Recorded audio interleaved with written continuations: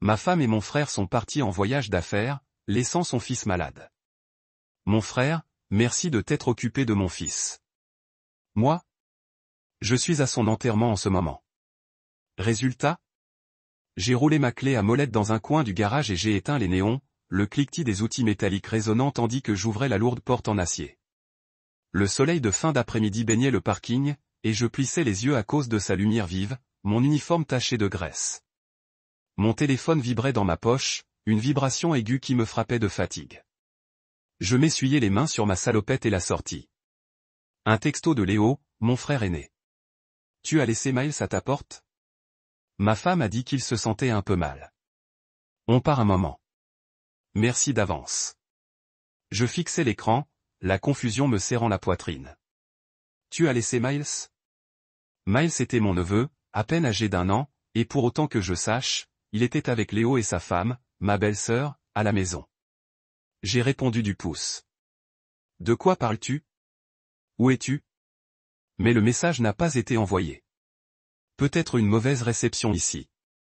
J'ai remis le téléphone dans ma poche, suis monté dans mon pick-up et suis rentré chez moi. Le trajet a été court, mais mes pensées se sont emballées. Que pouvait bien vouloir dire un léger malaise? Une poussée dentaire. Une gastro. Léo était un inquiet. Il m'avait déjà envoyé des SMS, même pour rien. Je me suis dit de ne pas trop y penser. Je me suis garé dans l'allée, j'ai coupé le moteur et je me suis assis un moment, écoutant le bourdonnement de l'après-midi. Sabrina, ma femme, aurait dû être à l'intérieur. Miles aurait dû être à l'intérieur. Pourtant, le Porsche était vide, à l'exception d'une petite poussette glissée contre le mur. La capote était relevée, révélant le visage rond et les yeux endormis de mon neveu. Je me suis glissé hors du pick-up, les clés cliquetant dans ma main, et je me suis approché de la poussette. Miles était emmitouflé sous une fine couverture, les joues rouges et chaudes. Ses paupières battirent et il esquissa un faible sourire gingival qui me transperça de culpabilité. « Salut mon pote », dis-je doucement en m'accroupissant à côté de lui. Je tendis la main et lui brossai les cheveux. Ils étaient humides et poisseux. Je retirai ma main, surprise par la lourdeur de son front. Mon cœur bondit. Je soulevai son petit bras et pressai ma paume contre sa peau. Il brûlait. Merde, murmurai-je. Mes genoux heurtèrent le porche tandis que je le prenais dans mes bras. Il enfouit sa tête dans mon épaule avec un léger « MMP ». Sa toux était douce mais persistante, et j'entendais le râle dans sa poitrine. Pas de sac à langer, pas de vêtements de rechange, pas de tétine, rien que la poussette et mon neveu aux yeux écarquillés. D'accord, murmurai-je en le portant dans la maison. À l'intérieur, l'odeur du nettoyant antiseptique mêlé au dîner de la veille flottait dans l'air. Les pantoufles de Sabrina gisaient abandonnées devant la porte d'entrée. J'ai posé Miles sur le tapis du salon, j'ai étendu ma veste de travail pour le protéger et j'ai fouillé dans les tiroirs de la table de chevet. Pas de thermomètre. J'ai ensuite fouillé dans les tiroirs de la cuisine, en trouvant finalement un coincé derrière une spatule. Je me suis agenouillé sur le parquet, Miles sur mes genoux, et j'ai pris sa température, 37,7 degrés Celsius. Son petit corps était comme un radiateur. Il a gémi quand j'ai touché son front. J'ai essayé d'appeler Sabrina, directement sur la messagerie. J'ai appelé Léo directement sur la messagerie. Un œuf froid m'a serré le ventre. Il l'avait laissé ici sans même un mot de passe, au-delà de ce message énigmatique. J'ai jeté un coup d'œil à l'horloge. 18h15. Aucun des deux n'avait pris la peine de rester. J'ai envoyé un nouveau SMS à Sabrina. Appelle-moi au plus vite. Miles est en feu. Pas de réponse. Miles a toussé et m'a attrapé. Je l'ai repris dans mes bras et j'ai arpenté le salon, ses petits bras autour de mon cou. Je sentais l'adrénaline. J'ai essayé de rester calme. Je lui ai dit que tout allait bien, que l'oncle Ryan était là. Ma poitrine s'est serrée en revoyant le message de Léo. Je me sentais un peu mal à l'aise, il m'avait rejeté la responsabilité comme si je gardais un chiot, et non leur propre fils. Et maintenant, il était malade, et je n'avais aucune idée de ce qu'il avait déjà traversé. Pas de médicaments, pas d'instructions, pas de contexte. J'ai vérifié ses lèvres sèches et j'ai fouillé sous l'évier à la recherche d'un linge humide. J'ai essuyé son visage et son cou, sentant à quel point il était encore fiévreux. Sa toux s'est transformée en une respiration rauque et sifflante. J'ai dégluti difficilement et j'ai composé le numéro de ma mère. Maman, ai-je dit quand elle a répondu. Ils ont laissé Miles ici. Il a presque 40 degrés de fièvre et il tousse. Je n'arrive pas à joindre Léo ni Sabrina. Sa voix était brisée par l'inquiétude. J'appelle papa. On va trouver une solution, a-t-elle promis. J'ai raccroché et suis resté près de la porte d'entrée, serrant Miles contre ma poitrine comme si la chaleur de mon corps pouvait le rafraîchir. J'ai pris une autre photo de sa température et je l'ai envoyée à ma mère. Puis j'ai contemplé le couloir vide, le silence presque moqueur. J'ai repensé à la vie que j'avais construite avec Sabrina, aux nuits passées à planifier notre avenir, et à la soudaineté de tout cela, si mon frère et ma belle-sœur abdiquaient leurs devoirs. Mon téléphone a vibré à nouveau, un numéro inconnu. J'ai répondu par un « bonjour », tremblant, un silence, puis un clic. Je fixais le téléphone, le cœur battant. La panique me taraudait. J'avais besoin de réponses, mais je devais aussi protéger ce gamin. Il ne méritait pas d'être abandonné. Pas comme ça. Je l'ai serré contre moi et je suis allé à la cuisine. J'ai pris un verre d'eau, j'ai bu une gorgée et j'ai avalé. Puis j'ai serré la mâchoire. D'accord, petit homme, ai-je murmuré dans ses cheveux. Allons te chercher de l'aide, ai-je composé le 911. En décrivant les symptômes et la situation, j'ai senti la résolution se cristalliser en moi. Je ne les laisserai pas le trahir à nouveau. Pas sous ma surveillance. L'opératrice m'a annoncé qu'une ambulance était en route. J'ai baissé les yeux vers Miles, écartant une mèche de cheveux de son front. Il m'a regardé avec des yeux brillants et confiants, et je lui ai fait une promesse silencieuse, je ne laisserai personne lui faire de mal. Le soleil baissait derrière les toits tandis que je franchissais la porte d'entrée, sa toux devenant plus insistante à chaque respiration saccadée. Il s'accrochait à moi comme un chaton effrayé, les bras enroulés autour de mon cou, et je sentais les légers frémissements de sa fièvre dans sa petite silhouette. Je l'ai installé délicatement sur le canapé, lui ai lissé la couverture sur les jambes et j'ai repris. Mon téléphone. J'ai tapé le nom de Sabrina, hésité, puis j'ai appuyé sur « Appeler » directement sur la messagerie. J'ai ensuite essayé Léo, poussant un soupir de frustration quand la sonnerie a sonné, puis a sonné, avant de cliquer sur sa boîte vocale. Rien de rassurant. Seul avec un enfant malade dont les parents avaient disparu, j'ai senti une boule de panique me serrer la poitrine. J'ai soulevé Miles sur mes genoux et je l'ai pris dans mes bras, berçant sa tête contre mon épaule. Sa respiration était irrégulière, sifflante sous l'effort. Il toussa, un léger râle qui me serrait le cœur et refusait de me lâcher. Je lui frottais le dos en cercle, murmurant « Ça va aller, mon pote. Tonton est là. » Ma voix tremblait, mais je me forçais à la calmer. Je devais être forte pour lui. Il avait besoin que j'agisse, pas que je m'effondre. La cuisine était un fouillis de boîtes à emporter et de vaisselle sale, mais je l'ai à peine remarqué. J'ai fouillé dans les tiroirs jusqu'à trouver un petit flacon de paracétamol pour enfants que nous avions sous la main. L'étiquette indiquait pour les 2 ans et plus, mais Miles n'avait qu'1 an. J'ai froncé les sourcils en lisant les petits caractères. Rien pour son âge. Mon estomac se serra. Je n'avais aucune idée du dosage sûr. J'ai quand même attrapé le flacon et je l'ai mis de côté pendant que je fouillais dans l'armoire à pharmacie à la recherche d'un aspirateur nasal. Sans succès. Puis j'ai trouvé un spray salin, enfin quelque chose. J'ai vaporisé une légère brume dans ses narines, espérant décongestionner un peu. Miles a reniflé et a cligné des yeux, les yeux humides. Là, ai-je murmuré en lui essuyant le nez avec un gant de toilette doux. Sa peau était comme un radiateur sous ma main, collante de sueur. Le thermostat mural affichait 23 degrés Celsius. J'ai baissé le ventilateur de plafond, espérant atténuer la chaleur dans la pièce, mais tout semblait étouffant. Je fixais l'horloge clignotante, 18h42, et je pensais à Léo et Sabrina qui étaient simplement partis, me laissant gérer la prise en charge de leur fils comme si j'étais un étranger jouant à la paternité. J'ai envoyé un autre message à Sabrina. Il est pire. Appelle-moi, s'il te plaît. Pas d'accusé de réception. Pas de réponse. Mon inquiétude s'est transformée en colère. Comment ont-ils pu l'abandonner au moment où il avait le plus besoin d'eux? J'ai senti les larmes me monter aux yeux. J'ai dégluti difficilement, clignant des yeux. Ce n'était pas le moment de m'effondrer. J'ai bercé Miles doucement tandis qu'il s'endormait et se réveillait, la respiration saccadée. Je regardais sa poitrine se soulever et s'abaisser, le rythme irrégulier, et mon cœur battait fort. J'ai essayé de me rappeler tout ce que je savais sur les maladies infantiles, mais ma mémoire était floue. Tout ce qui me revenait à l'esprit, c'était qu'hier soir, il était en bonne santé, ricanant et gazouillant à table. Maintenant, il était cette chose fragile sur mes genoux et ses parents avaient disparu. J'ai pris une photo de son visage et de l'horloge et je l'ai envoyée à ma mère. Hôpital imminent. Sa réponse a retenti presque instantanément. Appelle-moi tout de suite. Soulagement et terreur se sont empêtrés dans ma poitrine. J'ai rappelé. Maman, il brûle, tousse, respire avec sifflement. Pas de médicaments pour son âge, pas de fourniture. Je ne sais pas quoi faire. Elle a parlé d'un ton urgent, la voix tremblante. Emmenez-le aux urgences immédiatement. J'ai pris Miles dans mes bras et me suis précipité vers la porte d'entrée, attrapant mes clés sur la tablette.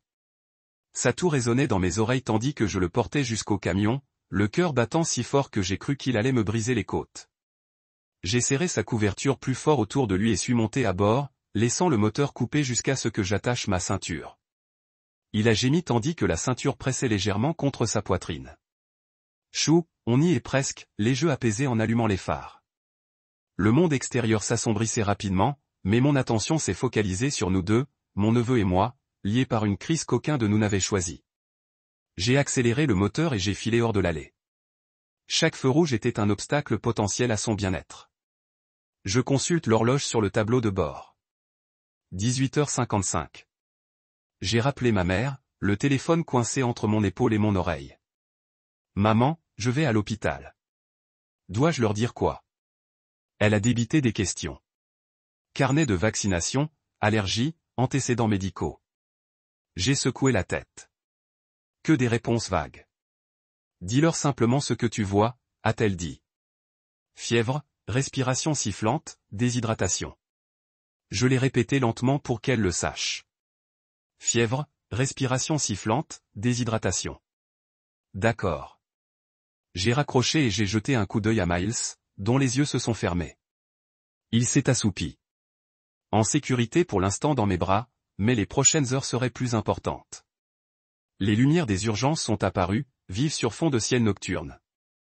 Je me suis garé dans la zone de dépose, j'ai attrapé Miles et j'ai couru à l'intérieur pour appeler à l'aide. Mon neveu, il a 1 an, une forte fièvre, il respire mal. Une infirmière a attrapé un fauteuil roulant et nous a fait passer par les portes coulissantes. Dans le couloir lumineux et aseptisé, parents et enfants étaient assis sur des chaises en vinyle, mais personne ne semblait nous remarquer. Nos visages étaient couverts de panique. Nous avons rejoint une infirmière du triage qui m'a pris Miles des mains et l'a déposé délicatement sur un petit lit. Il s'est tortillé, les yeux écarquillés, et j'ai croisé son regard. Tonton est là, dis-je en lui effleurant la joue. Il gémit et tendit la main vers moi. Je m'affaissai près du lit et pris sa main. L'infirmière prit à nouveau sa température, 38 degrés Celsius. 1 degré Celsius cette fois, et je frissonnais malgré ma propre transpiration. Ils parlèrent doucement. Radiographie du thorax, prise de sang, oxygène si nécessaire. Ils l'emmenèrent dans une cabine fermée par un rideau. Je m'effondrai sur la seule chaise dehors, la tête entre les mains, tremblante. Mon téléphone vibra, un texto de Léo. Tu es avec lui? Je suis désolé. Je fixai le message, la rage et la trahison me submergeant. Il ne m'avait contacté qu'après avoir obtenu de l'aide. Je ne répondis pas. Je fixai le mur stérile, la lumière rouge clignotante de l'écran quelque part derrière le rideau, et je repensais à l'impuissance de Miles, laissé seul, malade et abandonné. Mais maintenant, nous étions là, ensemble, et je ne le quitterai pas. Je resterai jusqu'à ce que la fièvre tombe, qu'il puisse respirer à nouveau, car il faisait partie de la famille et personne d'autre n'était venu. Pas avant cet instant, et je serais la personne dont il avait besoin. À la tombée de la nuit, l'air dans la maison était lourd et étouffant. Je m'assis au bord du canapé, Miles dans mes bras, regardant la douce lueur de la lampe projeter des ombres tremblantes à travers la pièce. Il tremblait contre ma poitrine, sa respiration haletante et difficile. Le petit cri qu'il laissa échapper lorsque je réajustai sa couverture me fit un coup de poing au ventre. Sa fièvre avait grimpé, et maintenant il me semblait comme une petite fournaise pressée contre moi, sa peau brûlant sous ma paume. Je détestais me sentir si impuissante, mais la seule chose que je pouvais faire était de le serrer dans mes bras. Je collai mon oreille contre sa poitrine, m'efforçant d'entendre des respirations régulières, mais au lieu de cela, je perçus le sifflement, un son humide et rauque qui résonna dans le salon silencieux. Mon cœur cognait contre mes côtes comme un tambour de guerre. Je le déplaçai prudemment pour pouvoir observer son visage et ses paupières s'ouvrir brusquement. Il me fixa de ses grands yeux vitreux qui reflétaient une peur que je ne lui avais jamais vue auparavant. Sans réfléchir, je murmurai, « Je suis là, mon pote. Je suis là. » Je serrai sa main, sentant ses petits doigts s'enrouler faiblement autour des miens, et cela me déchira profondément. J'essayai de rappeler Sabrina, mon doigt planant sur son nom à l'écran tandis que Miles toussait et agrippait mon t-shirt. Mon pouce hésita, mais j'appuyai sur « Appeler la messagerie ». Je laissai échapper un soupir que je ne savais pas retenir. Lorsque je raccrochai brusquement le téléphone, le canapé trembla sous moi. Ce n'était pas comme ça qu'être parent est censé fonctionner. Les parents réconfortent leur enfant quand il est malade. Les parents restent. Au lieu de cela, j'étais une babysitter improvisée, plongée dans une crise que je n'avais pas choisie. J'avais besoin de savoir jusqu'où cette fièvre pouvait monter avant qu'elle ne devienne dangereuse. Je fouillai dans la cuisine jusqu'à retrouver le thermomètre pour enfants. Cette fois, l'affichage affichait 38 degrés Celsius. Ma gorge se serra. J'avalai difficilement, criant « Bon, c'est trop élevé ». Je courus à l'armoire à pharmacie et sortis le flacon de paracétamol. Les instructions étaient terriblement vagues pour son âge. J'appelai le centre antipoison pédiatrique, le téléphone coincé entre mon épaule et mon oreille. Alors que je tenais Miles sur mes genoux, la voix enregistrée me demanda de laisser un message. J'hésitais. Devais-je vraiment les accabler avec ça? Mais la respiration sifflante s'intensifia et, d'un clic, je laissai mon numéro dans une explication rapide. Mon neveu d'1 an avait 38 degrés Celsius de fièvre. Respiration sifflante. Aucun antécédent médical. Stock limité. Le cœur battant, je raccrochai. Sur le canapé, je tenais l'antipyrétique à la main et fixais le compte-gouttes comme une arme chargée. Mon esprit repensait à tout ce que j'avais appris enfant. À la naissance de ma fille, mes collègues du garage me racontaient souvent des histoires d'horreur parentale, mais je ne l'avais jamais vraiment fait. La première gorgée de médicaments m'a semblé un rite de passage effrayant. J'ai mesuré ce que je pensais être la moitié de la dose minimale recommandée pour les tout-petits, me disant qu'il valait mieux sous-doser que risquer une surdose. J'ai vérifié l'heure, 20h03. Je l'ai persuadé d'ouvrir la bouche, et il a avalé le médicament avec un léger grognement, puis est retombé contre moi, trop épuisé pour protester. La maison était silencieuse, à l'exception du bourdonnement du réfrigérateur et des rares voitures qui passaient dehors. Je me suis levé, grimaçante de douleur, le dos récalcitrant, et je l'ai porté jusqu'au couloir. Mon téléphone a vibré, le nom de ma mère s'affichant à l'écran. J'ai répondu en le portant vers la salle de bain où je pouvais faire couler de l'eau fraîche sur un gant de toilette. Maman, j'ai réussi. Il est à 39,4 degrés Celsius. Et je lui ai donné du paracétamol. C'est peut-être la moitié de ce dont il a besoin, mais je suis terrifié. Sa respiration. On dirait qu'il force. Sa voix tremblait d'inquiétude. Tu as bien fait avec le médicament. Garde-le au chaud, mais pas trop. J'appelle papa maintenant et je lui dis de venir. Le soulagement et la honte se sont affrontés en moi. J'aurais dû être mieux préparé, mais au moins j'ai appelé à l'aide. Je me suis affalé sur le sol de la salle de bain, calant Miles sur mes genoux contre une serviette pliée et humidifiant le gant de toilette. Je l'ai doucement pressé contre son front et sa nuque, espérant faire retomber un peu la chaleur. Sa peau était brûlante sous le gant. Il a remué, les yeux entr'ouverts, et s'est tendu vers moi. J'ai repoussé ses cheveux en arrière et murmuré, « Boum. Je te tiens. Repose-toi. » Il a toussé de nouveau, ce sifflement rauque résonnant le long de ma colonne vertébrale. Je lui ai caressé la joue, les doigts tremblants. Les minutes ont filé. Chaque respiration qu'il prenait ressemblait à une petite bataille. La sueur perlait sur mon front tandis que j'essayais d'aiguiser mon mal de tête. J'ai regardé l'heure, 20h27, et j'ai réalisé que j'étais seul avec lui depuis près de 2 heures, depuis l'appel de l'ambulance. L'appel de ma mère était arrivé quelques instants après mon texto. Il faut qu'il soit vu ce soir, avait-elle insisté.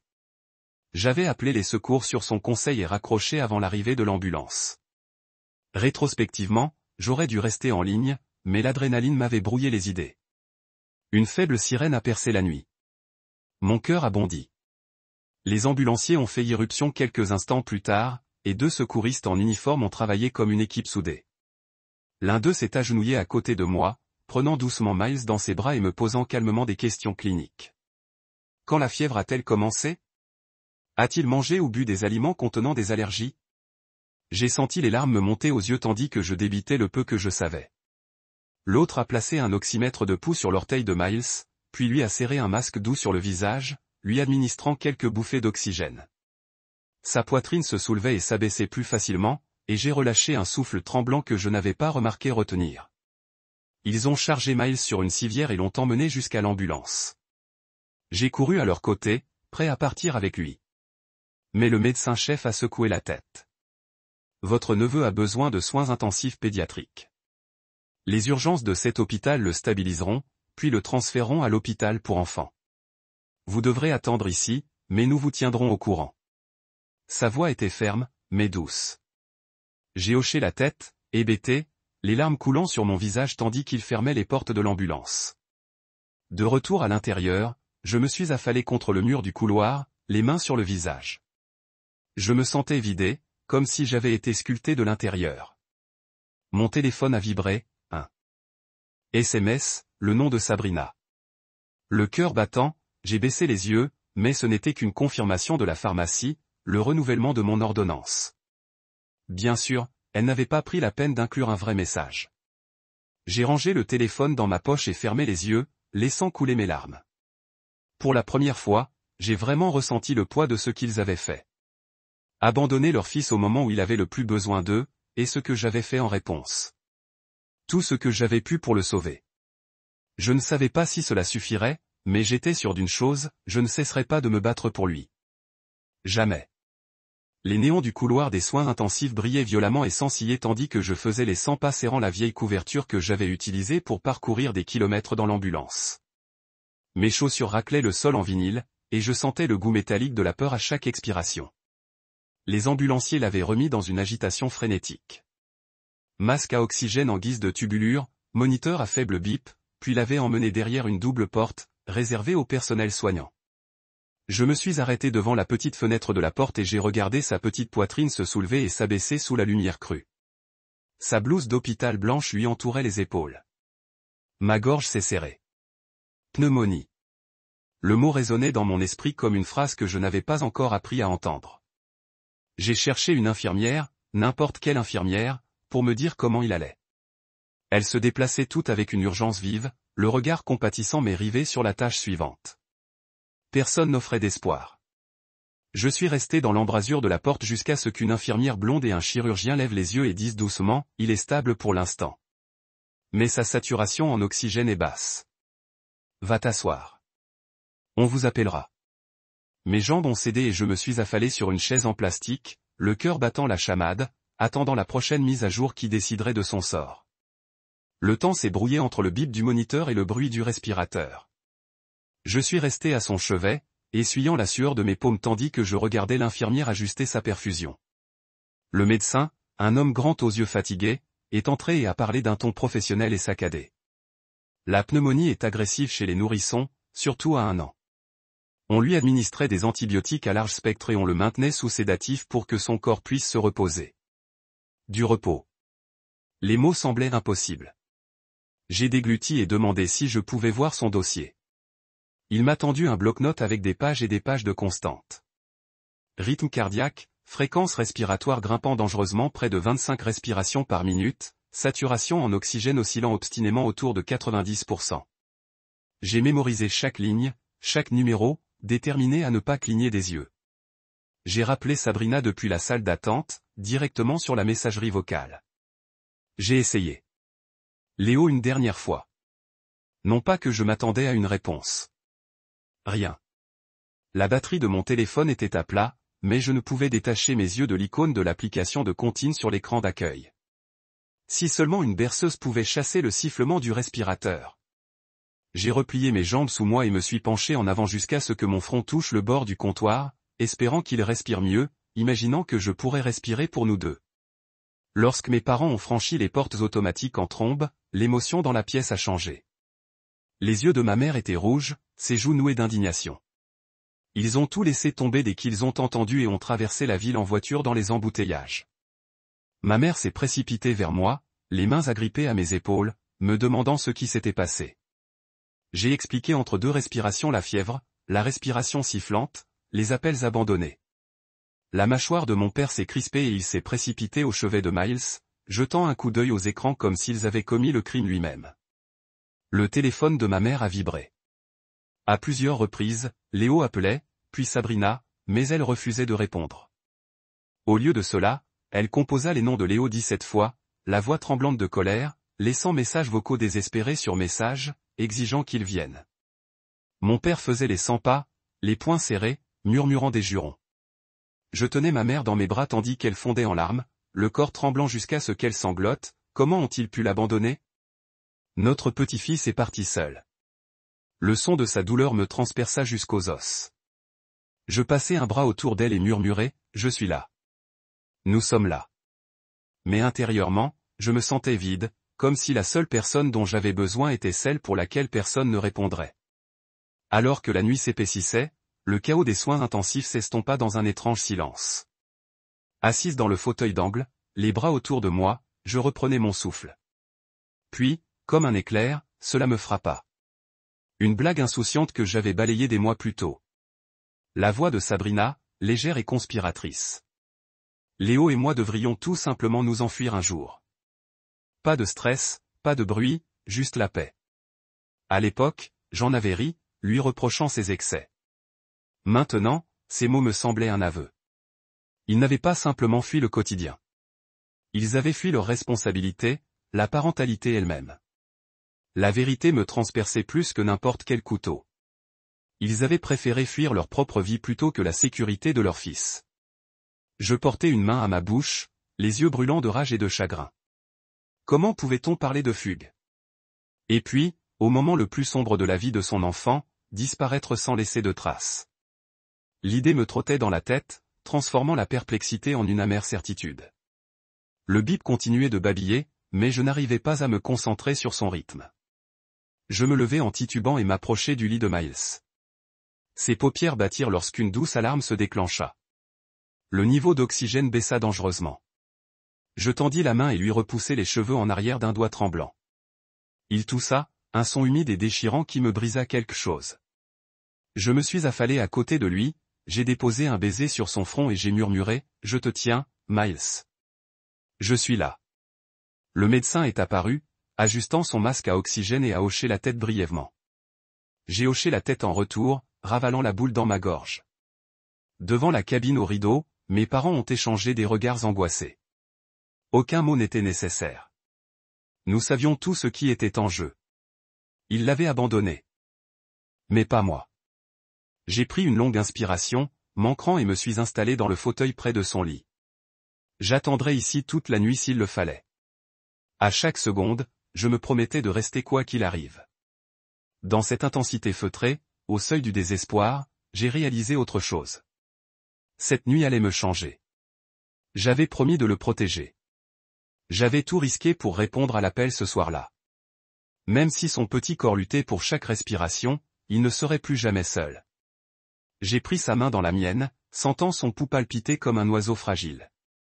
La nuit s'étendait devant nous, incertaine et longue. Mais je serai son gardien jusqu'au lever du soleil, jusqu'à ce qu'il puisse respirer, libéré des machines et de la peur. Et si Sabrina et Léo débarquaient un jour, ils découvriraient qu'il était enveloppé dans plus qu'une simple couverture. Il était bercé par la promesse qu'il compterait, quoi qu'il arrive. J'étais assis au bord du lit de ma chambre d'enfant, le poster délavé de voitures de collection accroché au mur ne m'offrant aucun réconfort. Alors que mon téléphone vibrait avec un message de Margot, de Barcelone, en Espagne, je clignais des yeux devant mon écran. Tiens, étrange question. Sabrina et toi êtes ici en Espagne? J'ai vu quelqu'un qui lui ressemblait avec un type qui ressemblait comme deux gouttes d'eau à Léo. Mon cœur a fait un bond. Le monde a semblé basculer sous mes pieds. J'ai répondu, quoi? Envoie-moi une photo. Quelques instants plus tard, ma boîte mail s'est remplie de 2 images. L'une, avec les cheveux auburn caractéristiques de Sabrina et son sourire chaleureux, penché vers le profil anguleux de Léo. Tous deux riaient à une table de café baignée de soleil. Une autre image d'elle lui déposant un baiser sur la joue, tandis qu'il tenait un grand verre de bière, une brume de lumière de fin d'après-midi scintillant derrière eux. Mon sang se glaça. Il ne s'était pas simplement enfui. Il nous avait abandonnés pour des vacances adultères. Je relus le texto de Léo m'ordonnant de surveiller Miles pendant leur absence. Je me remémorai le ton de Sabrina lorsqu'elle m'annonça qu'elle rendait visite à sa cousine pour quelques jours. Que de mensonges, de trahisons empilées les unes sur les autres. Je frappai du poing contre le chambranle de la porte, me heurtant les jointures contre de la peinture écaillée. Ma belle-sœur et mon frère, complices de trahison, se cachaient à l'étranger tandis que mon neveu luttait pour sa vie dans une unité de soins intensifs pédiatriques. La rage bouillonnait en moi, érodant toute trace de confiance que j'avais en eux. Je m'écartai du mur et attrapai mes clés. J'appellerai Margot directement. Tu es sûr? Demandai-je quand sa voix grésilla au bout du fil. Comme eux, assurément. Margot soupira. Ryan, c'est indéniable. Ce café est à 10 pâtés de maison de chez moi. Je les ai vus hier se promener main dans la main. Elle avait l'air heureuse, pas inquiète du tout. Elle hésita. Je suis tellement désolé. Le téléphone glissa de ma paume moite et claqua sur le parquet. Je m'accroupis pour le ramasser et la presser de nouveau. Tu as vu si elle avait un sac, une poussette, quoi que ce soit. Elle semblait mal à l'aise. Non, il tenait juste des tasses à café. On aurait dit des touristes. Je ne restais pas pour regarder. Je n'avais pas besoin de confirmation. Sabrina et Léo étaient à Barcelone, inconscients des souffrances de leur fils. Je murmurai, merci, Margot. Et je raccrochai, le mince lien se dissolvant comme de la fumée. Mon pouce accéléra tandis que je me dirigeais vers l'hôpital. Chaque feu rouge de l'éternité. Alors que la colère et le chagrin me tenaillaient, l'air nocturne s'engouffra par les fenêtres ouvertes de mon camion, mais cela ne fit rien pour calmer le feu qui brûlait dans mes veines. Ils avaient préféré un café en bord de mer à leur enfant mourant. Ma gorge se serra. Je déglutis contre la boule qui s'y logeait et pensai à Miles, sa petite poitrine encore sous oxygène, ses yeux brillants voilés par la maladie. Je le porterais sur mon dos s'il le fallait. Ils affronteraient cela un jour. Mais d'abord, je devais me concentrer sur l'essentiel, Miles. Je courus dans des rues familières jusqu'à ce que la lueur fluorescente du panneau de l'hôpital se profile devant moi. À l'intérieur, le bip rythmique du moniteur m'accueillit comme une trahison. L'infirmière à l'accueil me reconnut et s'écarta sans un mot, me laissant passer dans l'aile des soins intensifs. Je trouvai sa chambre et m'y glissai, la porte se refermant derrière moi. Il était là, tout petit sur le lit blanc immaculé, des tubes serpentant entre ses bras et son nez, le léger sifflement de l'oxygène masquant sa toux. Ses paupières battirent et je repoussai ses cheveux en arrière. « Salut mon pote », murmurai-je d'une voix tremblante. Il toussa, un son humide qui me traversa, et je lui caressai la joue.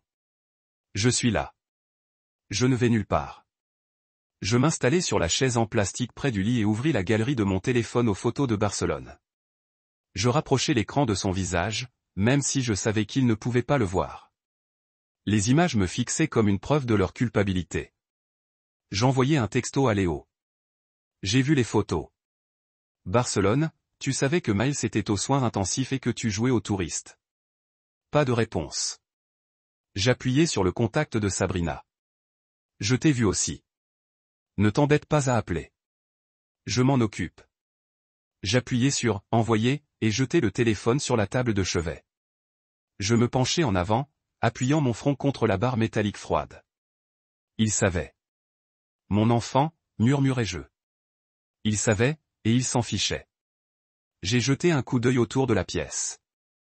Les murs étaient stériles, décorés de dessins animés enfantins et de pastels délavés, un contraste cruel avec la crise qui se déroulait. J'ai pris le formulaire d'admission à l'hôpital et vérifié l'horodatage. Arrivé à 20h30 hier.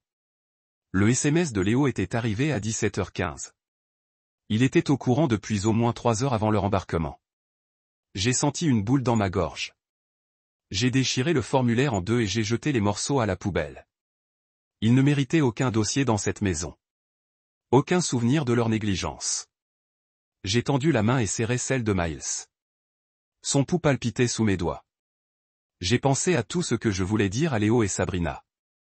Comment ils avaient trahi leur chair et leur sang. Comment leur égoïsme avait failli tuer un enfant. Mais les mots me semblaient creux. Au lieu de cela, j'ai fait un vœu silencieux. Je prendrai soin de lui. Je me battrai pour lui à chaque étape d'où ils n'auraient plus aucune idée de leur famille. Cette nuit nous a transformés. C'étaient des déserteurs et j'étais leur tuteur. Une alarme sonore m'a fait sursauter et l'infirmière est entrée pour ajuster une perfusion.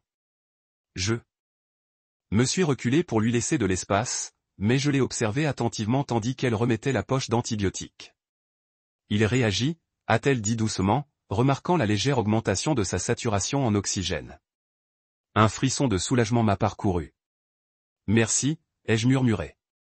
Elle a hoché la tête et s'est éclipsée, me laissant seul avec sa respiration douce et le poids de ma colère. J'ai jeté un coup d'œil à l'horloge, 3h17, et j'ai réalisé que je n'avais pas dormi. Mes yeux me piquaient. Je les ai frottés, puis j'ai pris Miles dans mes bras et je l'ai serré contre moi. Son petit corps semblait plus léger, plus stable. Je me suis levé lentement, prudente avec chaque tube et chaque fil, et je l'ai porté jusqu'au rebord de la fenêtre où un fauteuil-lit était plié. Je l'ai déverrouillé et je l'ai allongé tendrement, le recouvrant de la fine couverture. Je coulais à côté de lui, enroulant un bras autour de son torse. Il se blottit plus près comme s'il savait que je le garderais en sécurité. J'ai regardé l'horizon sombre, les étoiles pâles dans différents témoins. J'ai ressenti un vide où la famille aurait dû être, mais j'ai aussi ressenti un but. Cet enfant, abandonné par ses parents, mourrait, et je serais sa famille jusqu'à ce qu'il soit confronté aux conséquences de leurs actions.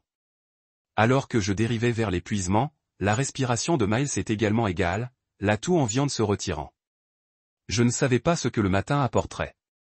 Accusation, bataille de garde, chagrin. Mais je savais une chose. À partir de ce moment, notre histoire serait la nôtre seule. Et je m'assurerais que chaque chapitre honorait le petit garçon qui méritait mieux que d'être laissé à la porte de quelqu'un d'autre. Le matin des funérailles est arrivé avec un ciel gris terne, comme si le monde lui-même en deuil avec moi. Je me tenais dans le hall de la maison de mes parents, vêtu d'un costume noir uni qui ressemblait à une armure que je n'avais pas choisie. Mes mains tremblaient alors que je redressais ma cravate, le nœud trop serré autour de ma gorge. Dans le coin, maman a mis un bouquet de lys blanche. La couleur préférée de Miles, a-t-elle dit, car cela correspondait à l'innocence qu'il a perdue trop tôt. Papa était d'avant en arrière, sa mâchoire se serra, et de temps en temps, il me regardait comme si nous partagions un code silencieux. Nous verrions cela à travers tout ce que cela coûte. Lorsque nous sommes entrés dans la chapelle, le mélange de sanglots silencieux et de musique d'orgue douce enroulait autour de moi comme une lourde couverture. Le cercueil à l'avant était petit, pas plus grand qu'une boîte à chaussures, et son bois poli reflétait la lumière des bougies vacillantes.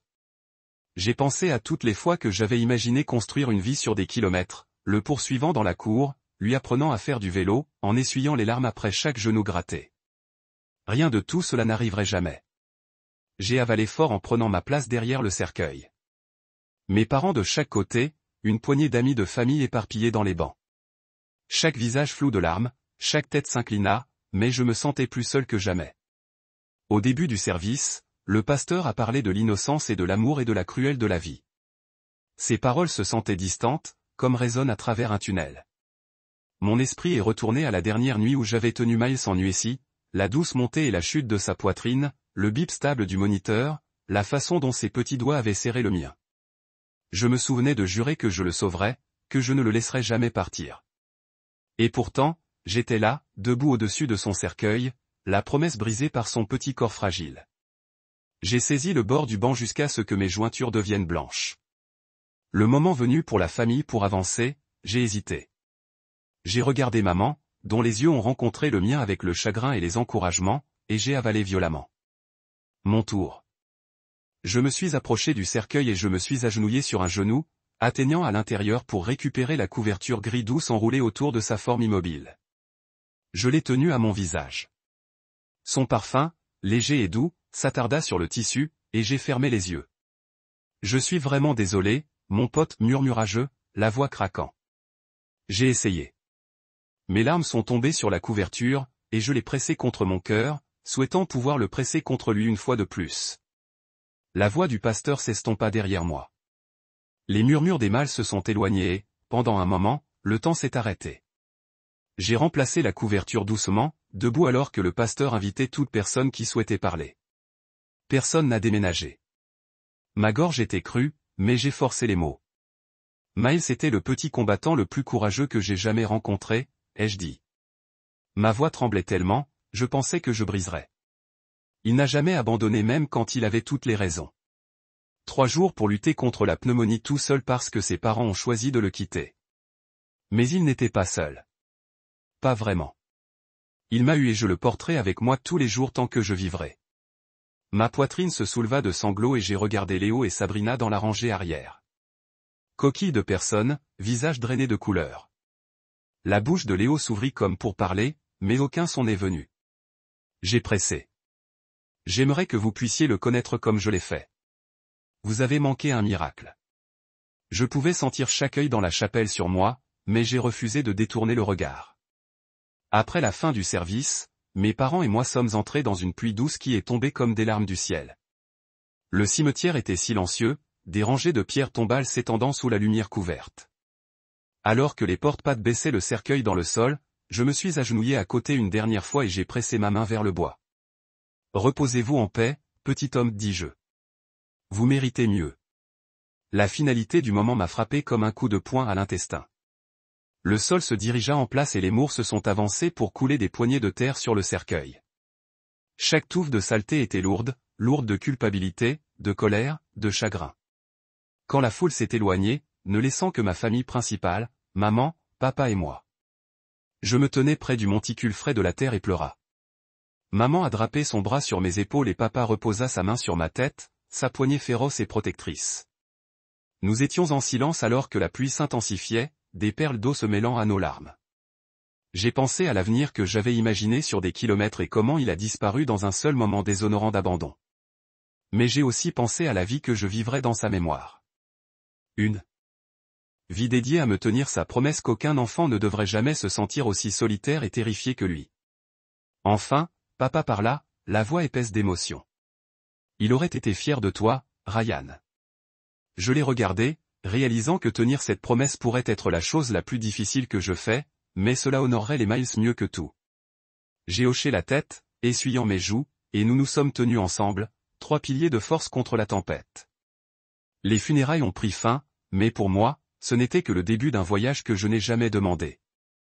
Une responsabilité que je ne comprends jamais pleinement. Mais pendant des kilomètres, je le marchais tous les jours. Parce que l'amour exige une action, même lorsque nos cœurs se sentent brisés au-delà de la réparation. Et c'était le seul héritage qu'il me laissait. J'ai ressenti le premier grondement du moteur avant d'entendre le gravier se calmer à l'extérieur de la conduite circulaire de la chapelle. La petite foule qui est restée planée à l'aise par les voitures, échangeant des chuchotements bas sous des parapluies Paul Barrel.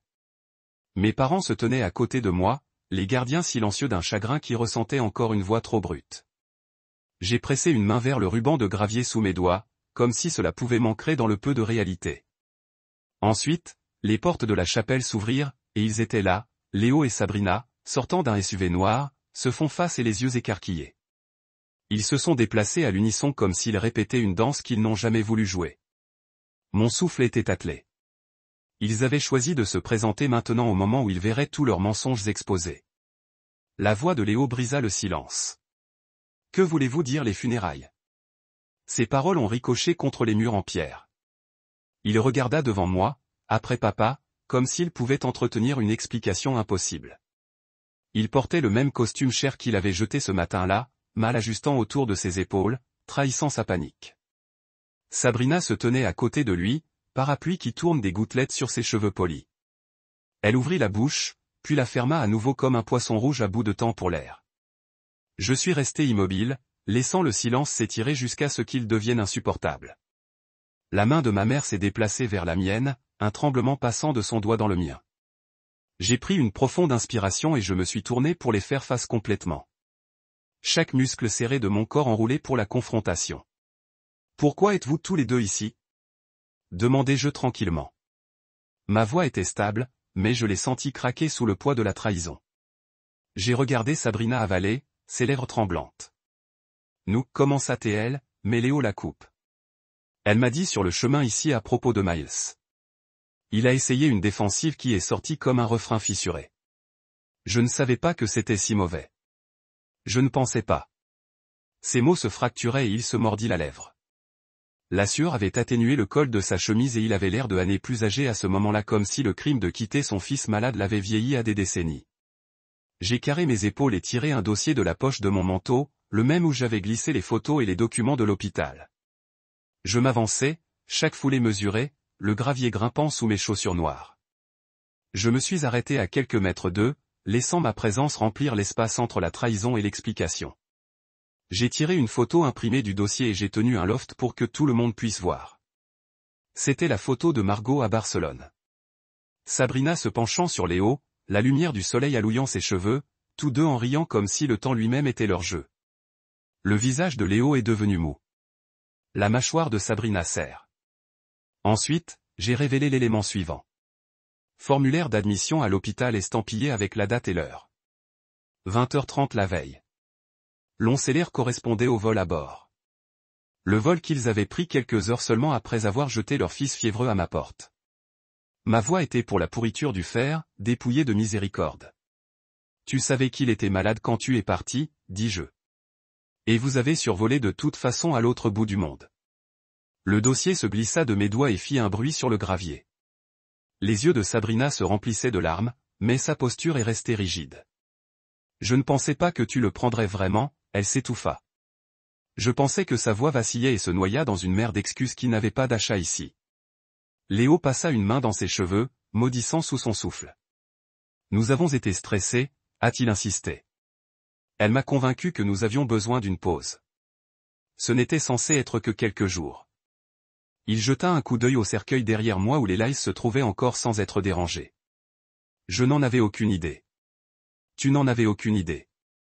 J'ai fait écho, le ton plat. Vous ne saviez pas qu'il deviendrait bleu dans vos bras. Vous ne saviez pas qu'il finirait par le soutien à la vie. Vous ne saviez pas que vous vous retrouviez à ses funérailles aujourd'hui. Ma voix se leva jusqu'à ce qu'elle ait l'impression de se casser.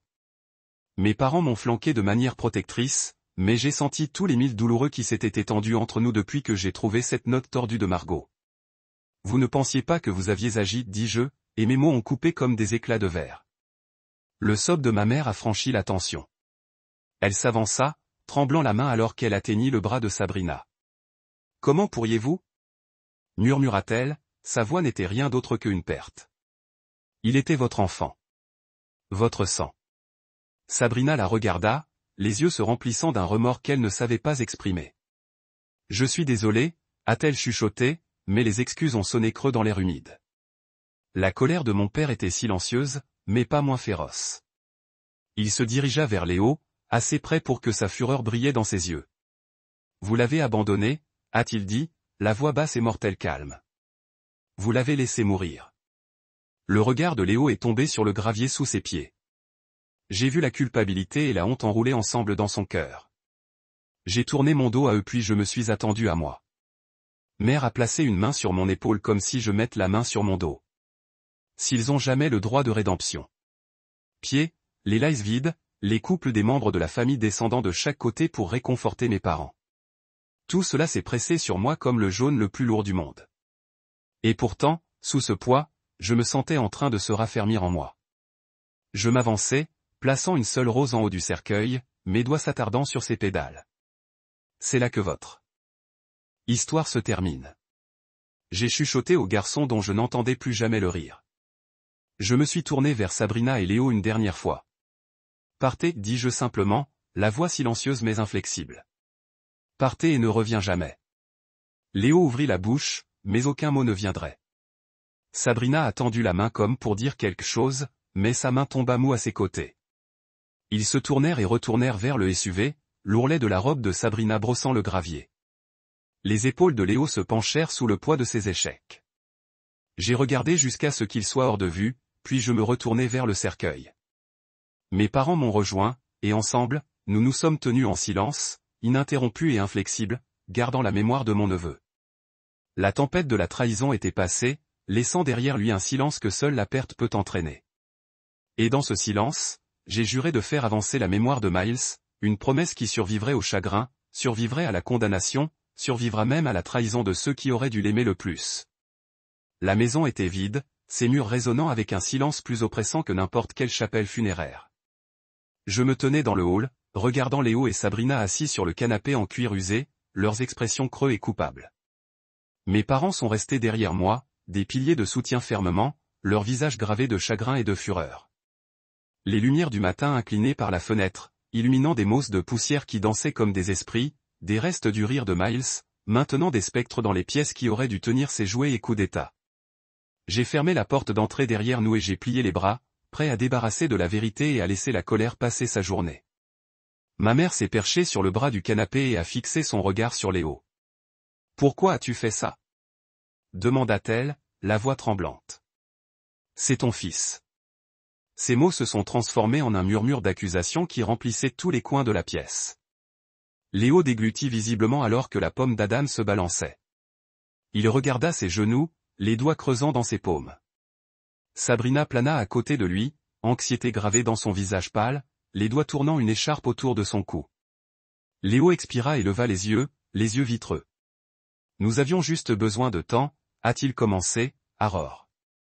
Nous étions épuisés. Le stress, les factures, les nuits blanches.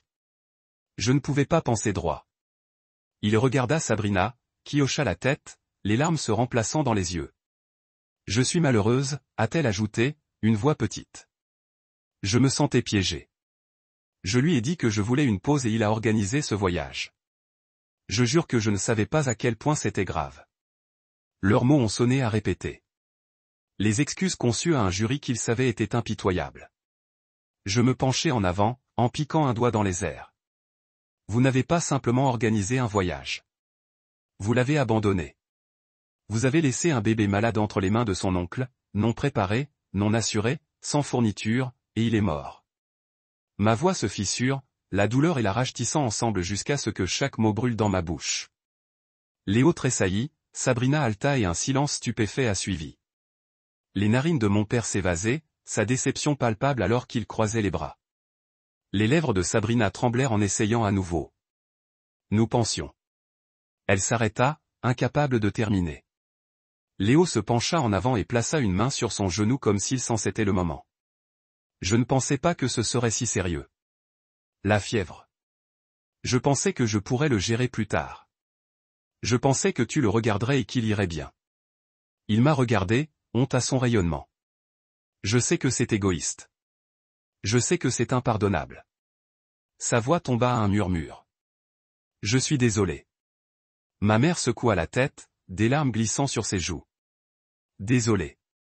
Désolé ne ramène pas une vie. Elle se tourna vers moi, les yeux flamboyants. Vous avez fait tout ce que vous pouviez pour ce bébé. Vous étiez le seul parent qu'il avait quand il en avait besoin. Elle tendit la main vers ma main, ce qui lui faisait une pression qui ressemblait à la gratitude gonflée de tristesse. Mon père a pris une respiration, la voix basse et délibérée. Nous devons parler de ce qui se passera ensuite. Ces paroles ont fait allusion aux actions plus concrètes que les excuses. J'ai avalé dur et j'ai abordé Léo. Vous êtes licencié de l'entreprise. J'ai envoyé moi-même les preuves au RH. Vos appels, vos photos, vos réservations de voyage. Ils verront exactement ce que vous avez fait. Le visage de Léo blanchit, ses genoux tremblants. Vous ne pouvez pas faire ça, proteste-t-il faiblement. C'est mon gagne-pain. Ma mère se tenait brusquement et plissa les bras. Vous avez perdu plus qu'un chèque de paie lorsque vous avez perdu votre boussole morale. Son ton n'a pas brisé d'argument. Vous avez abandonné un enfant. Vous méritez de faire face aux conséquences. Se tournant vers Sabrina, j'ai senti mon chagrin durcir en résolution. Et toi? J'ai demandé, que arrive-t-il? Les yeux de Sabrina se remplissaient, mais elle a essayé de se stabiliser. Je vais faire face au jugement de votre famille, a-t-elle déclaré. Je vais m'excuser auprès de tout le monde. Je vais aller en thérapie. Je ferai tout ce que cela prend. Ma voix était calme, mais inflexible. Vous ne serez plus jamais seul avec un enfant. Et vous ne réclamerez jamais la garde ou la visite d'un enfant. Je dépose une demande pour résilier vos droits parentaux. La main de Sabrina volait vers sa bouche. Quoi? Tu ne peux pas? Sa voix vacilla dans un souffle. Oui, je peux. Dit mon père doucement. Vous avez perdu votre droite au moment où vous avez quitté votre fils pour mourir. Ma mère a hoché la tête. Eh bien, vous soutenez devant le tribunal. Les larmes de Sabrina coulèrent librement, mais ses épaules se sont effondrées dans la défaite. Elle ouvrit la bouche pour parler, puis la ferma à nouveau, réalisant qu'il ne restait plus rien à dire. Léo était assis silencieux, fixant le tapis, se préparant pour les retombées.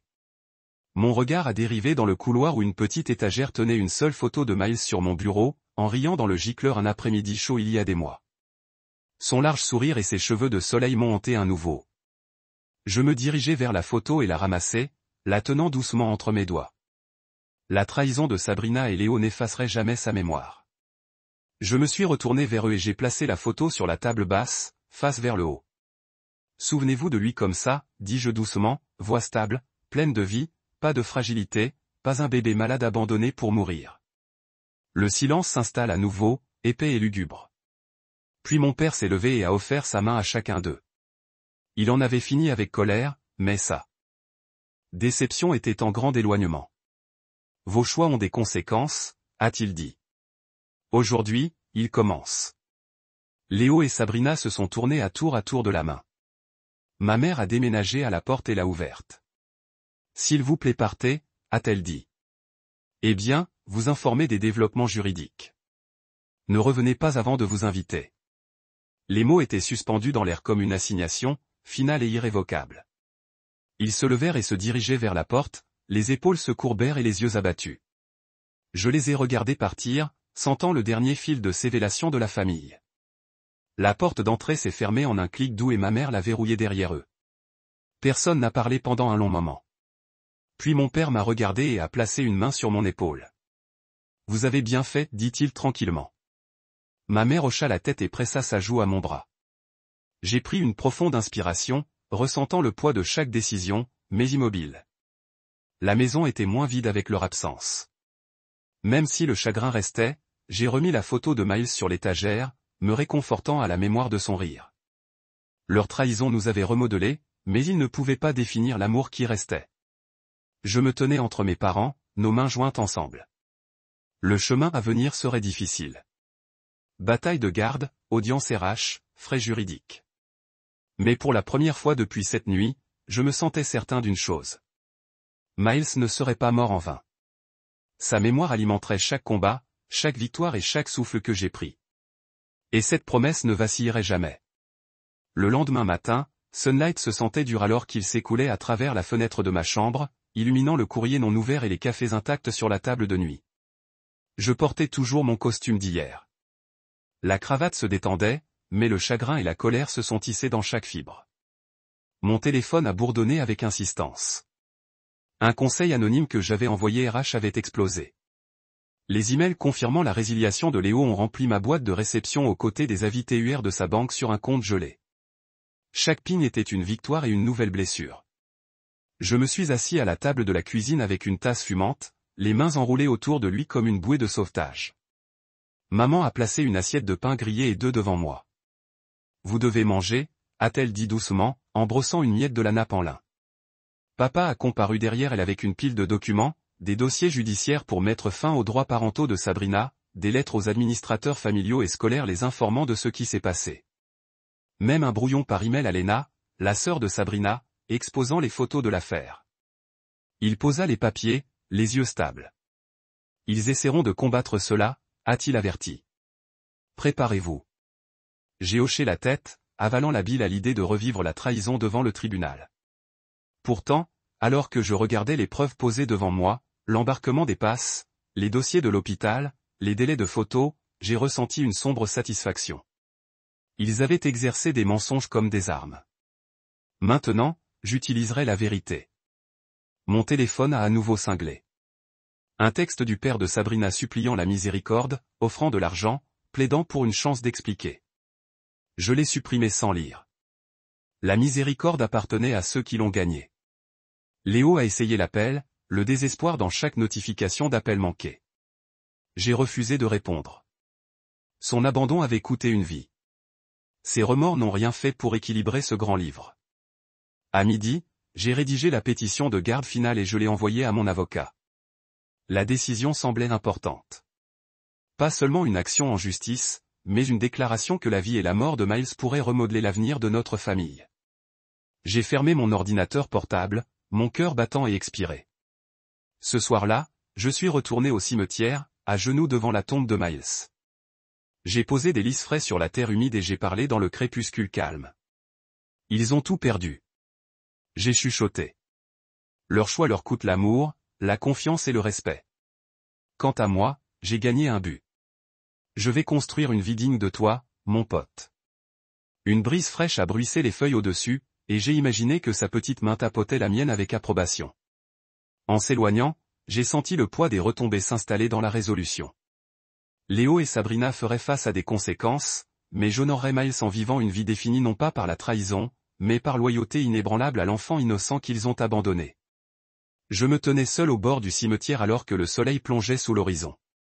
Une séquence ardente s'estompe dans le crépuscule violet. Le monde était vaste et vide autour de moi.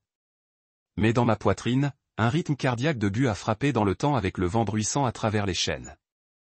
Je me suis agenouillé à côté de la petite pierre tombale sculptée avec le nom de Miles et le simple épitaphe de mes parents et j'avais choisi plus que vous ne l'avez jamais connu. J'ai tracé les lettres avec un doigt, ressentant leur solidité fraîche sous ma peau. À ce moment-là, je lui ai promis quelque chose de plus que du chagrin. Je vivrai pour lui maintenant tous les jours. Quand je me suis levé, j'ai porté avec moi le poids de sa mémoire et la clarté qu'elle a apportée. Ma vie avant cette nuit avait été définie par les routines. Travailler à la boutique d'auto, des dîners avec Sabrina et Léo, rêves que nous avons tous partagés sur l'avenir. Ces rêves s'étaient brisés lorsqu'ils l'ont abandonné et il est décédé. Mais dans l'épave, un nouveau chemin est apparu, pas celui que j'avais choisi, mais qu'il avait façonné. Protecteur, défenseur, père en esprit, même si ce n'est pas par le sang. J'ai passé les semaines à s'immerger dans les préparatifs. J'ai rencontré mon avocat pour finaliser les documents d'adoption d'un enfant en famille d'accueil qui attend dans le système. J'ai visité l'agence d'adoption à Odaworth, saisissant la couverture de Miles en tant que talisman, à déterminer qu'aucun autre enfant ne serait laissé sans surveillance en crise. Je me suis entraîné aux premiers soins et à la RCR pédiatrique, j'ai suivi des cours de parentalité et rénové la pièce de rechange dans une pépinière peinte en blues et gris doux. Chaque coup de pinceau, chaque meuble choisi ressemblait à une conversation avec des kilomètres, un moyen d'amener son esprit dans un espace qui accueillerait bientôt une autre petite vie. Des amis et des voisins se sont ralliés autour de moi, offrant des berceaux à la main et des jouets doucement utilisés.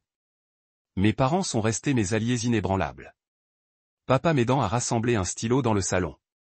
Maman enseignant des chansons au coucher que je chanterai un jour. J'ai réalisé que la famille s'étendait au-delà de la trahison. La loyauté a été choisie chaque jour, non accordée par le sang seul. Le matin, j'ai ramené à la maison ma fille adoptive, un enfant de 2 ans timide avec de grands yeux bruns comme du chocolat fondu, j'ai senti mon cœur se dilater au-delà de ce que je pensais possible. Elle s'est accrochée à ma jambe au début, incertaine. Mais quand je me suis agenouillé et lui ai offert un ours en peluche, elle a jeté un coup de pied dans les yeux et a souri. Dans ce bref échange, le chagrin et l'espoir ont convergé. J'ai vu en elle la possibilité de guérir le vide laissé par l'absence de Miles. Cette nuit-là, alors que je la glissais dans le berceau sous un mobile d'étoiles, j'ai chuchoté les mots que je n'avais jamais chuchotés à mon neveu. Bienvenue à la maison. Je promets à quelqu'un que je vous garderai en sécurité, et je le ferai. J'ai brossé un doux baiser sur son front et je suis entré dans le salon où une photo encadrée de Miles était assise en haut du manteau. Je lui ai levé un toast silencieux, reconnaissant pour la condamnation qu'il m'avait donnée. En marchant dans la maison remplie d'une douce lueur des veilleuses et du doux bourdonnement d'un enfant respirant paisiblement, je ne me sentais plus vide. J'ai porté leurs 2 histoires dans mon cœur. Le petit garçon qui m'avait appris le sens du sacrifice et l'enfant qui m'apprendrait la portée illimitée de l'amour. Et alors que je m'endormis, je savais que l'héritage de Miles vivrait dans chaque câlin au coucher, chaque berceuse réconfortante et chaque acte de dévotion inébranlable que j'ai donné aux enfants qui avaient besoin de moi.